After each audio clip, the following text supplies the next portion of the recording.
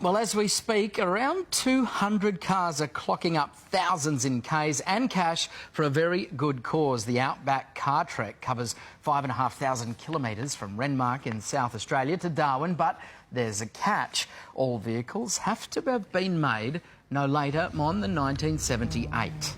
Now, the classic convoy, now in its 30th year, is hoping to raise over $1 million for the Royal Flying Doctor Service. The Trekkers have been recognised for their service with the rare honour of having an aircraft named after them. How cool. And joining us live from Boulia in far western Queensland is 15-time Trekker and event organiser Bill Patrick. Bill, good morning to you. Do you have many moments when doing this trek where you're all saying, what are we doing? This is ridiculous. Yeah, thanks, Monique. It's an intersection really of humility and excitement coming on the trek. It's just a wonderful time. And one of the highlights this year was, of course, as Mon has mentioned, the naming of a Flying Doctor's aircraft in honour of your trek. Tell me, that must have been, well, just so special for you.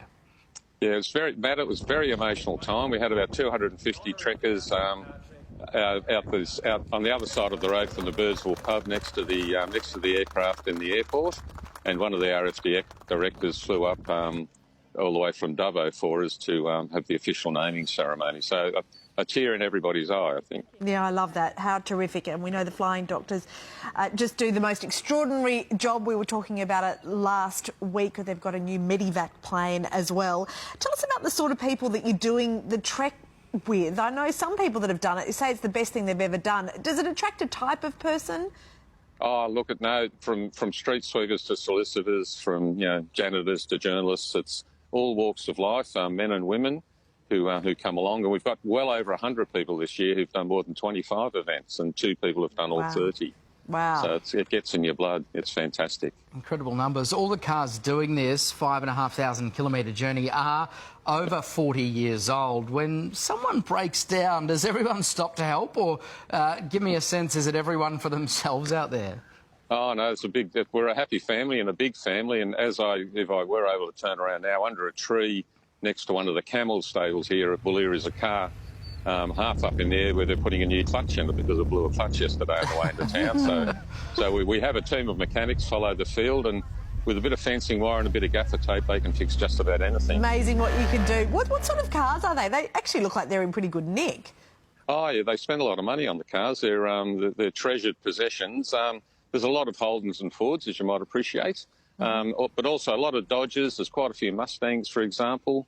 There's a couple of Peugeots. There's a couple of Mercedes. There's just about everything you could think of that's in that pre-1978 vintage. Now, Bill, let's get to the heart of this. The goal is to raise money for the Royal Flying Doctor Service, nearly $30 million. It's an incredible figure raised over the event's 30-year history. How close are you to hitting the target? Well, to get to 30 million over the 30 events, we need to raise 1.64 on this event, and we've already ticked over 1.4 million. And we've got an auction night tonight that, fingers crossed, I'm hopeful of raising $100,000 from. Wow. And then it's just a short run, just a few thousand kilometres into Darwin, where we've set ourselves a target of another $130,000, $140,000 for the guys and the girls to contribute, to get us to that 1.64 million, to get us to the 30 million. Oh, we're all behind you, Bill. What a fantastic cause. Does it take its toll on your body?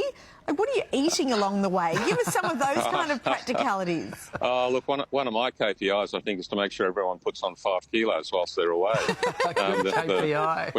We go out of our way to approach community groups along the way to feed and water us, because we'd like the money to get back into the community at the pointy end.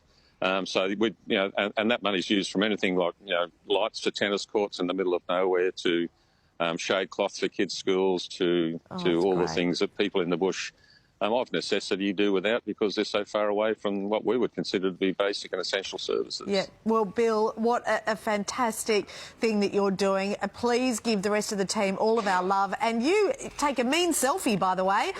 You're doing a great job. It's awesome. Under siege by flies there in far western Queensland as well. Yeah, I'm trying very hard not to rub my nose. You've done well, mate. You've done very well. OK, now you're clear. Do it. We can't see you anymore. No, we can. She's trying to stitch you up. Thank you, Bill. Best of luck. Okay. Well, thanks for your support. Yeah, it's our absolute pleasure. Wow, legend.